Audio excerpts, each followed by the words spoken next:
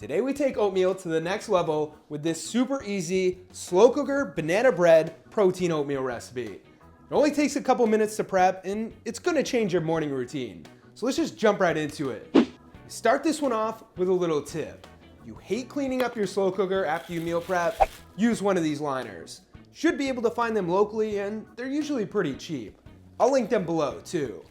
Now add into your slow cooker 2 cups of steel cut oats, 2 teaspoons of ground cinnamon, 2 ripe bananas, either broken up or you can mash them before you add them in, 2 tablespoons of a sweetener, 1 teaspoon of vanilla extract, 2 tablespoons of chia seeds, 4 scoops of Labrada Nutrition's 100% whey vanilla protein powder or chocolate for a chocolate banana taste, half a teaspoon of salt, 2 tablespoons of melted butter, 4 cups of unsweetened vanilla almond milk, and 4 cups of water. Mix everything together while mashing in your banana if you didn't pre-mash it, then throw your lid on and cook it for around 9 to 10 hours on high.